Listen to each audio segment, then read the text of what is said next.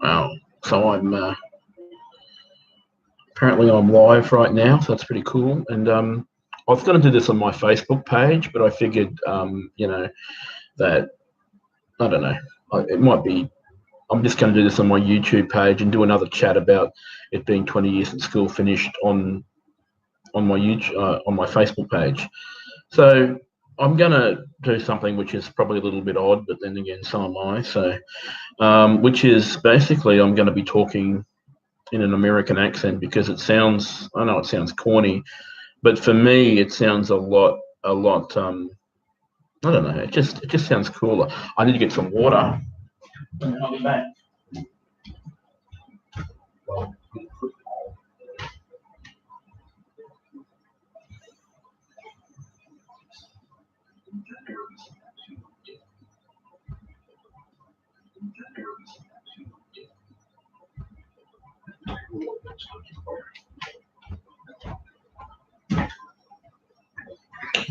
So I'm back. I just want to get some water from the toilet. Well, not from the toilet, but from the tap in the bathroom. So I'm here, and I'm going to be talking. I'm going to be talking in an American accent, and I kind of have these sort of daydreams, if you will, like a lot of people do, about like when you hear someone like Kirk Cameron or someone talking about being a Christian, it's always like, well, I started off, and he talks about how they came to be a Christian and stuff, and I I figured now is a really good time in my life to really just talk about me, talk about my beliefs and stuff, and talk about how Jesus has really made a really, really big impact on my life.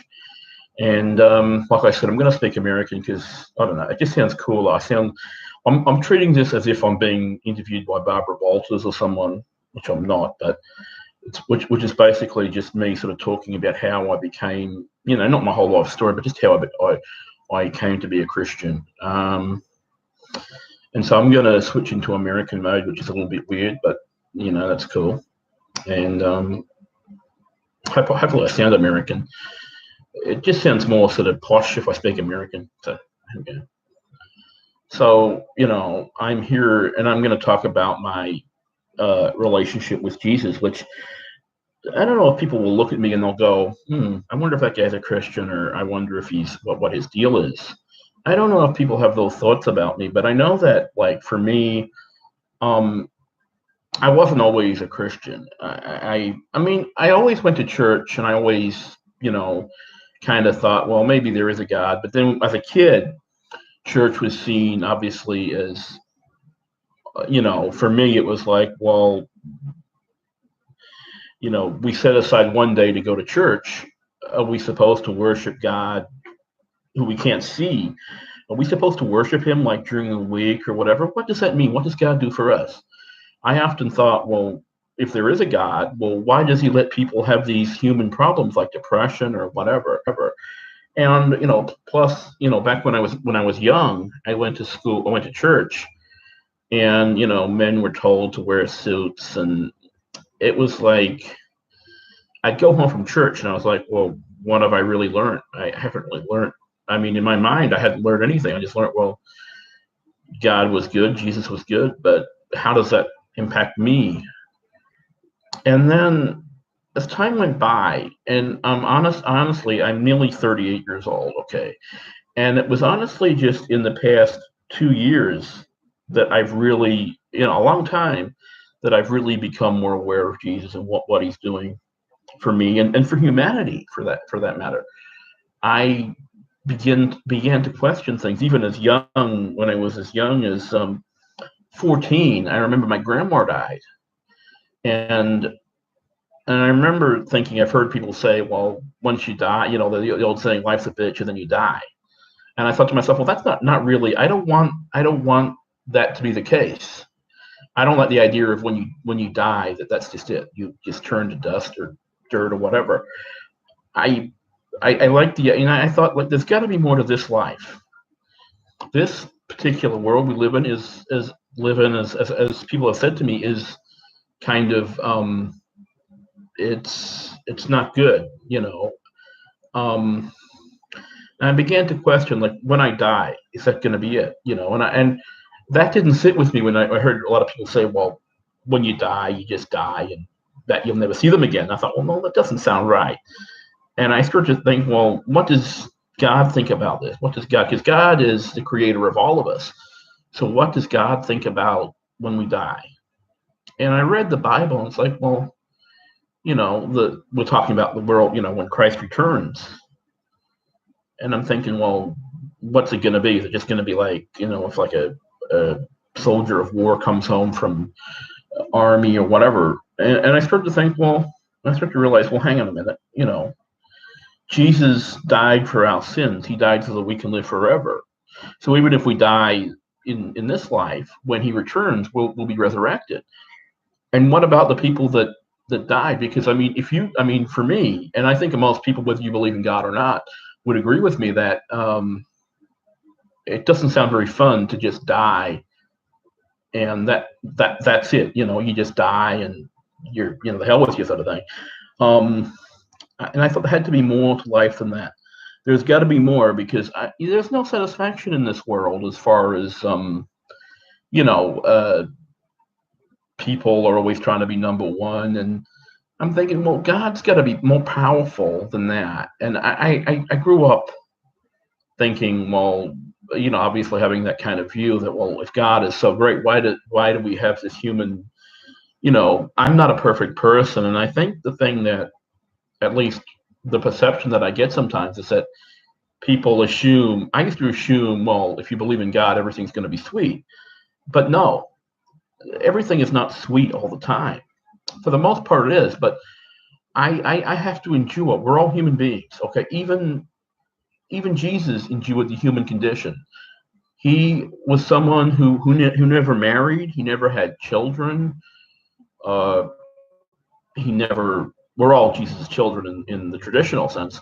But Jesus lived he never married. He was only 33 when he was killed, and he rose again. Now, I've been doing a lot of soul searching, because I kind of figured that even up until June this year, I was, it's taken me a really, really, really long time to get to a point where I'm satisfied with who I am. I struggled, and I make no secret of the fact that I've had depression, and it's been really, really bad. It's not pleasant. It's not something you really want for anyone. And and I had a period where I stopped going to church, and I was like, well, what's so great about Christians? Yeah, ironic thing is that I'm a Christian now, and I can I've seen the error of my ways, but I didn't really understand what being a Christian meant. And as a human being, it's always going to be on our minds, like, what does it mean to be a Christian? People that are Christians, are they better than people that aren't Christians, or do they, God, the Lord does, and from what I've been told about the Lord, is that he sees everyone. He died for everyone in this world. Now, I'm probably going to sound like a preacher or something, but it's not really, well, yeah, I'm just going to say what I know. And I know that, Jesus died for our sins. And this is not just a normal death, okay? This is not, I wasn't there, obviously, because it happened a long time ago. Jesus died the most brutal death so that we should be forgiven and live forever. Now, people may think, oh, well, that scumbag down the road who did something terrible. Does Jesus hate this person? No, Jesus loves everyone. He hates sin, but he loves every person. So he doesn't look, for example, because I'm a Christian, I'm not a better person than the atheist down the road or whatever. Being a Christian to me basically means this, that we know that God is going to right the wrongs of this world. There is going to come a time when we all have to answer to God. And, it's going to be a really special time in the world. But how I got to be where I am today is because my parents decided to procreate one night in 1980. That's a bit of a joke, but how I got to be where I am today is, as I said, I really struggled for a long time to understand where I fitted in, And I did this thing, and it's just literally been in the last 12 months or so that I've really got to a point where I can openly be a proud Christian person and not, I don't want to be the Christian that criticizes other people. That's not up for me to judge people. Obviously, everyone who is a Christian is different. But I know that the Lord has done a lot for me, and I went through this period, and I will say this openly, that if you're a Christian person, you must date a fellow Christian.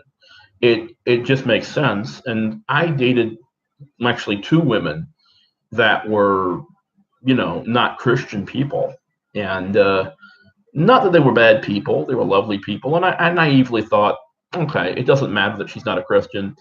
We'll love conquers all and all that. But then I started to realize that the difference between, I'm not going to say that all people that don't go to church are like this, obviously, but the whole reality is that, Christians and non-Christians and stuff, I'll tell you, I went to a group for people with Asperger's, which I really hate that word, but this is what, I basically did have chronic depression. So even though I'm a Christian, I still have the human experience. It's just Jesus has really shown me that it'll be okay. I have to watch my medication and stuff, and I went to a group in June, actually. I was dating this girl, and I went to this group for people with the condition or whatever. I don't like that word, but anyway, everyone was complaining, oh, poor us, it's really hard to be around people. And I'm like, really? I mean, I left the plot because I said, no, I don't believe that. For me, I like, why? This is something, well, yes, okay. In my situation, for example, I have to really watch my mental health because it's very fragile. I have to take medication and I have to watch my weight because I have diabetes.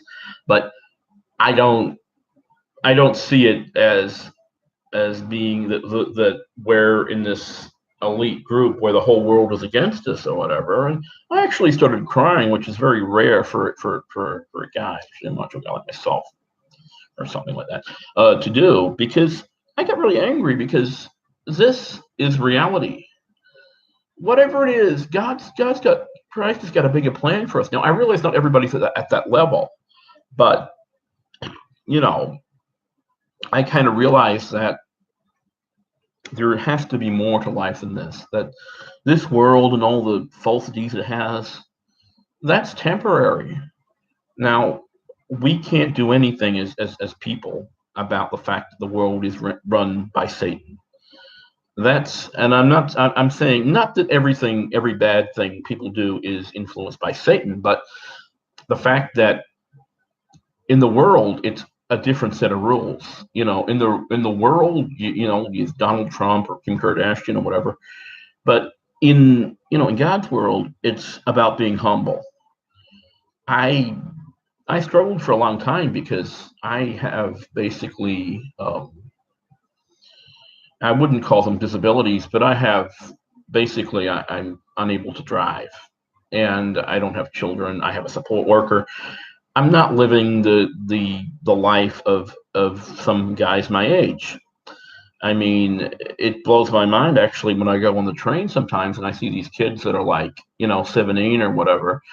And, I'm like 20 years older than them. I could have kids that are just finished school. I could have like it's plausible actually that I could have a 20-year-old kid. I don't have any. And the one thing that is not good to do is to compare oneself to other people. Everybody's going through some stuff. Everyone's going through their own problems or whatever. And we are where we are. Now, I could either wallow in the point in the fact that I don't have a car, or I could say, well, hey, that's one thing. It doesn't matter. Does it matter? Am I less of a person because I don't drive? No. Nobody cares. I mean, people care. I mean, people are not like, well, maybe when I was younger or something. Generally speaking, the main thing is that the person's a nice person. Like, it doesn't matter that I don't drive. I am not going to go out and get a car because everybody is getting a car. I don't want to drive. I have no intention of driving. Could I drive?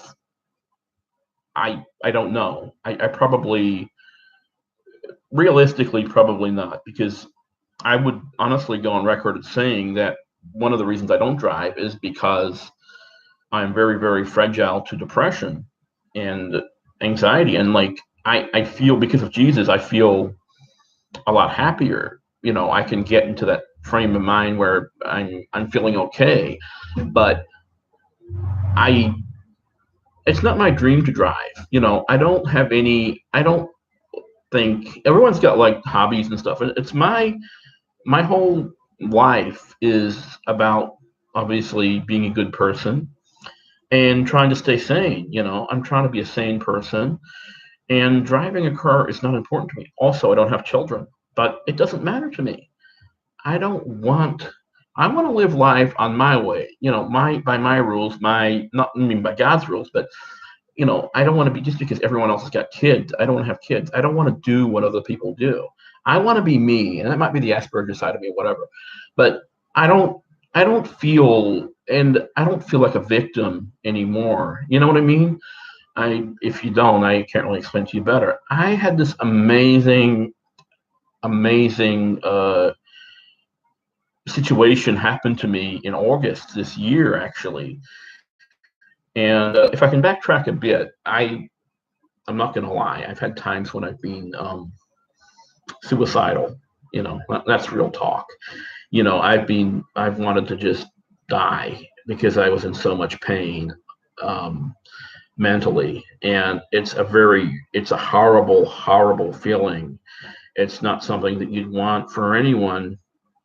And I had this time, every time that I felt like life is too hard or whatever, it's like Jesus has kind of told my soul, no, keep going on, keep going.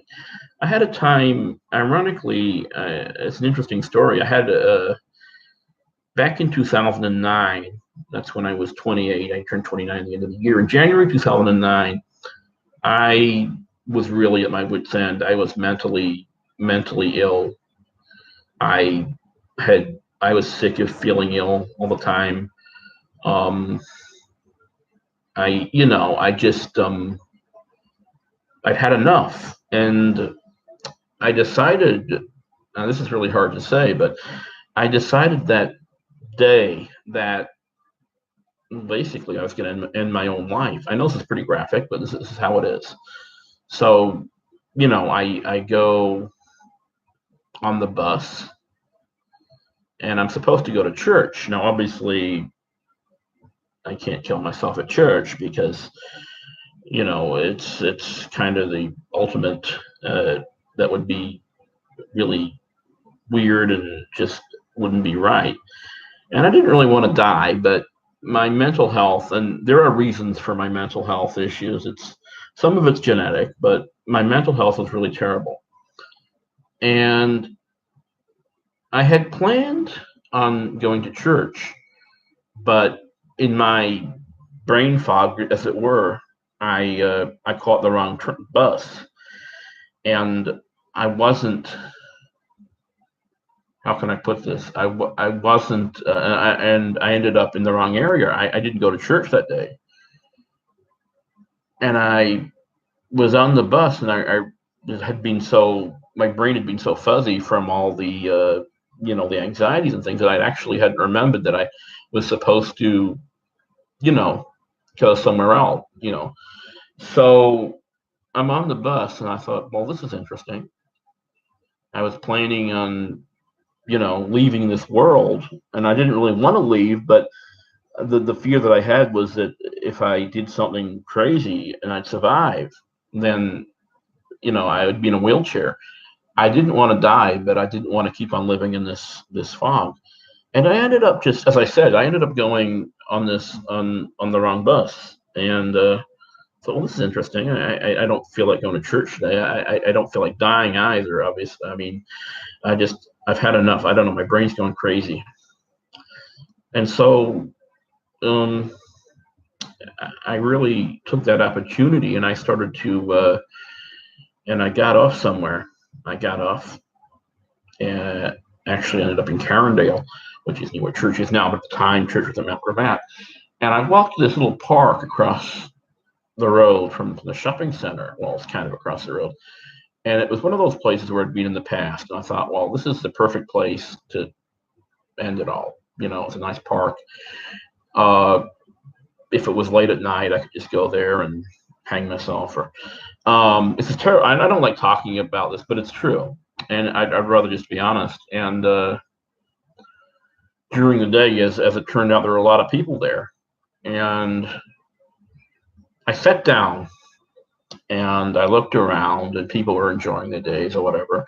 And I, you know, I was like, God, I know you're there. I'm really at my wit's end. I don't want to die. But I don't want to live in this pain. What should I do? And in that moment, I must say that I had this Jesus appeared to me, not in the, you know, I didn't see Jesus in the traditional sense, but I felt Jesus' presence, and Jesus is God, of course. So, and it made me change my way of thinking.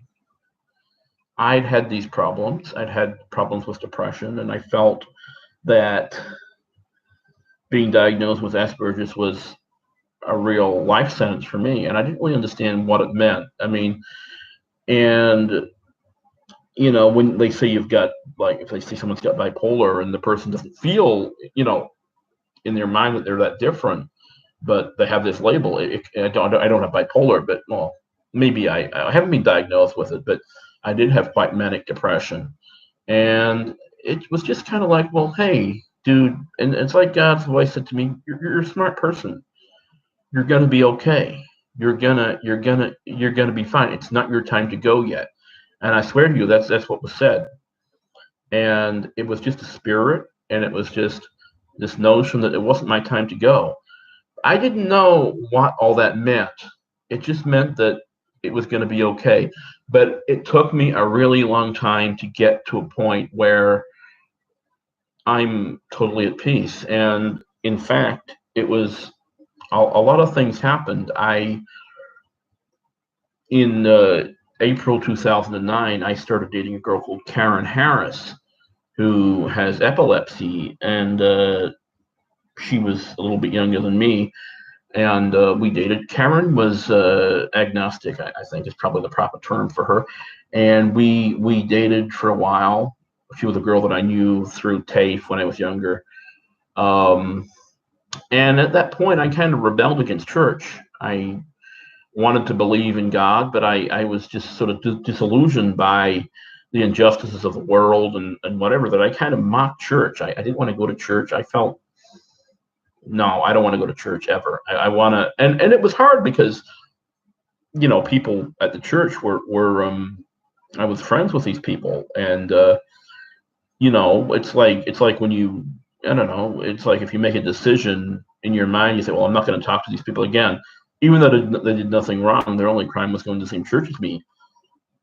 You know, and it just didn't feel right. And then it ended with Karen, and incidentally, Karen passed away in 2015 of epilepsy, and I believe she's gone to be with Jesus. But and then I struggled for a while to really find what my niche was or whatever, and then I,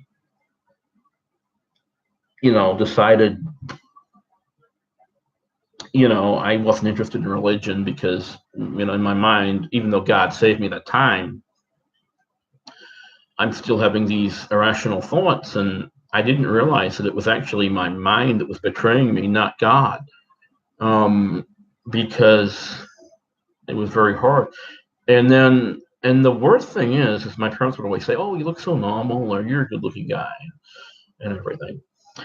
And so, I stopped going to church for nearly 2 years, from March 2009 to November 2010. And then I kind of decided, well, why not? I've been going to this church for a while. I need to reconnect with people. Am I going to be accepted, or is it going to be weird me coming back after such a long time? And thank the Lord, I was totally accepted in this group of people, and I absolutely love everybody in my church. Everybody in my church. I go to church in Brisbane, which is weird because I live in Ipswich, but and I'm the only person from my biological family that does go to this church. My parents go to their own church or whatever. Um, and it took me a while to really understand things. I was believing kind of, but I was still struggling to understand. Well, I was still struggling to understand my own situation, and I was very, you know, the depression kept on coming, and even though I was medicated, I still wasn't doing as well as I'd like. And and then in must have been October 2017, I talked to the minister about getting baptized, and at that point, I was more aware of God, and I was more aware of how great God is. I was still struggling mentally with things. Um, and I really thought, well, it's not time just yet, but I believe in the future it will be. And the pastor said, well, let's make it March 4th, 2018. I thought, well, okay, that sounds good. And, my parents came to my baptism, and a few aunties and uncles and things like that. And I got baptized on the 4th of March. And that was just an amazing experience. I felt that I could feel the Lord's presence within me. But, I was still struggling. Even though I was baptized, my brain was still betraying me a lot. And I really needed some sort of, um, like, almost like a reassurance that I was going to be okay, because people, when you're mentally, I don't like the word mentally ill, but when your brain is betraying you, things that ordinarily would not be problems become problems. And you're constantly questioning things, and you're thinking, why me, and why is this happening, what is wrong with me, and stuff like that. And if I can be so honest, we suffered a tragedy uh, a week later when a lady named Cheryl, whose pool I was baptized in, she passed away from E. coli poisoning, and she was only 61. She died 8 days later, and that was really a real. It didn't really wither my belief in God, but it made me realize that you can't take anything for granted. And this, like, what did it mean that Cheryl was dead? What did it mean? She was 61 years old, same age, around the same age as my mom. Um, she was married to Peter. They didn't have any children. What did it mean? What was God? What had she? What did it mean that she was dead? It was so unjust that this had happened. But I figured that she had done all she could on this earth, and it was her time to rest. And which made me realize, well, in the millennium, we'll see all these people that have passed away, well, things like that. And I dated this girl Caroline who had Asperger's as well. And this is when I talk about being, being kind of what's the word? Sort of getting caught up in the fact that I had a girlfriend. I mean, some people may not say it was a really weird situation. Like, Caroline was my girlfriend, but she wasn't my girlfriend, sort of thing. It was, we were really good friends. We didn't do anything that, I was so scared of doing the wrong thing that we basically just, we held hands a few times or whatever. But I started to date Caroline, go out with Caroline, and Caroline is just a beautiful person, and someone that really made me realize, hey, I'm worthy, despite the fact that I sometimes get depressed. I'm like I'm capable of having a relationship with a woman, which is really special. And Caroline was just, you know, I enjoyed seeing Caroline. It was the highlight of my time. It made my life better. It and Caroline was, a really great person, and she's still alive. But um, it all kind of, and I must say that, with Caroline, it sort of came. I was still battling my depression. She had Asperger's, and she also had bipolar. And when she was mentally unstable, she'd come to me and she'd say, "Hey, and I, in my best way, try and comfort her, say, well, it's all, but which was fine. And suddenly, basically, what happened, this is sort of about me being a Christian, but it's also just about my life, is that, when we had this, this Asperger's group, and people were complaining, like, poor us, we have Asperger's and stuff. Caroline, probably due to her Asperger's, didn't really react to me the way I wanted her to react, which is I was very upset. And I thought, well, maybe she should give me a hug or do something, And I'm thinking, well, I wish she'd hug me or just tell me it's going to be okay or just do something. But she totally ignored me. And it was a shock for her because I hadn't intended to go, as manically angry as I did. And it wasn't directed at her, but it was just a whole situation. But she kind of ignored me from that day on, and I was filled with guilt because I'm thinking, well, have I upset Caroline? Because she said to me she can't be my psychiatrist. And I said, well, I don't want you to be, but had I done the wrong thing? Had I turned her off me? Because every time I talked to her, she'd say, "Oh, look, I don't want to, I don't want to catch up next week." But she didn't tell me she wasn't interested in me. Period. So I was wrecked with guilt, and eventually, I got to the point where I was so wrecked with guilt over what had happened that I ended up going to the hospital having chest pains, and that was that, and that was pretty much the situation. She was unable to be there for me in the way that I wanted her to be, which is to hug me and comfort me. She assured me we were friends, but she didn't want to see me anymore, which was kind of weird. So eventually, I ended the relationship, but I was still depressed, and I really I'm like, well, it was really depressing me, just life and things, and then, in August, actually, I was feeling really down, and I was feeling really bitter at this guy who diagnosed me with Asperger's, Dr. Tony Atwood, actually. And I was feeling really bitter at him.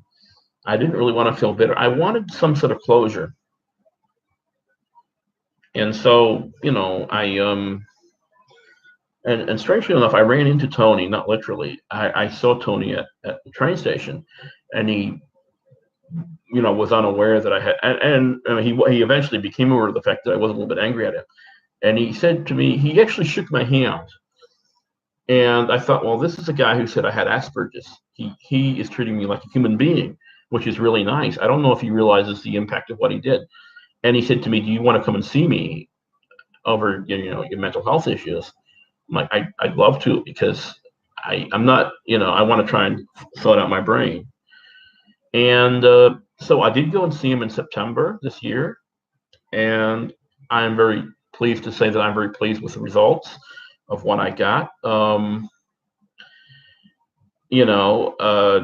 The whole thing is that I just wanted recognition that I'm not a perfect person. I'm not a flawless person.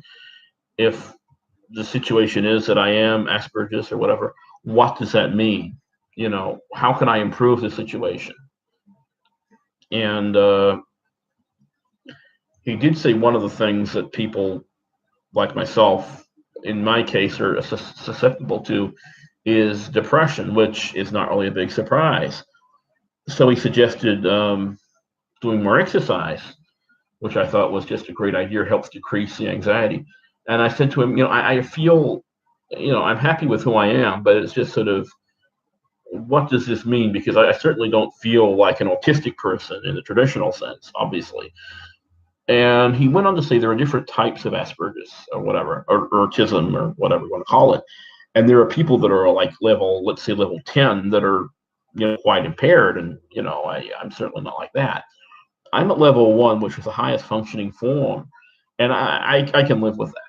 It does mean that there are certain things that, but through the Lord, I'm going to be okay. The worst thing is that I am susceptible to depression, but I have been taking medication. I am normally fine most of the time. I have occasional times where I go nuts, but for the most part, I'm fine. And usually it only lasts like maybe, maybe one day where I go crazy. And then I'm back to being lovable me, because I'm not going to let any labels or whatever. I mean, this is me. I'm Paul Drennan, who gets depression at times. And sometimes that can affect my mental health. But my life is my life. I'm not going to, I can do whatever I want. There are people with Asperger's that they feel limited. I don't want to be that guy. I'm going to make the most of my life, because we're only here, in the resurrection, we'll live forever. But, and God's really, and I just kind of felt this calmness in seeing Tony Attwood, that even though he's probably not Christian, or I don't know, I felt this kind of calmness, like it's going to be okay. I don't feel, and he said, I've improved. I needed that recognition that my anxiety had lessened, that my Asperger's, as it were, and the symptoms of it have decreased over time. I needed that kind of someone, and for the world specialist to say that was a really special thing. And all of a sudden, it didn't matter that I wasn't married or didn't have kids. I felt like a complete person, and I felt that way ever since. I don't feel like I struggled with certain things like we all do, but I don't feel like a victim. I feel like, and it's only through God, through Jesus. And it's amazing that if he can help someone like me, that he can help anyone, really. We've just got to put our mind to him. Now, I'm not trying to convert people. And also, I'd like to point out the fact that just because I'm a Christian, it doesn't mean that I'm better or worse than anyone else. I just know that God's on my side. Like a lot of these things, like it's very hard for us to understand. But God never intended for us to have, depression or anxiety or something. It wasn't his intention. And, the fact that when Adam and Eve sinned, the world basically went to hell. In a way, it affected everybody. But the thing is that Christ is going to return one day, and it's going to be great. There's going to be no, people are going to get on well. I can't even comprehend it myself, but it's going to be great. And I'm very glad that I know Jesus now. And I can get to a point where, although I still have bouts of anxiety, it's a lot less than it was. So that's really my journey. So I thank you all for listening, and hopefully I've been of help. God bless everybody.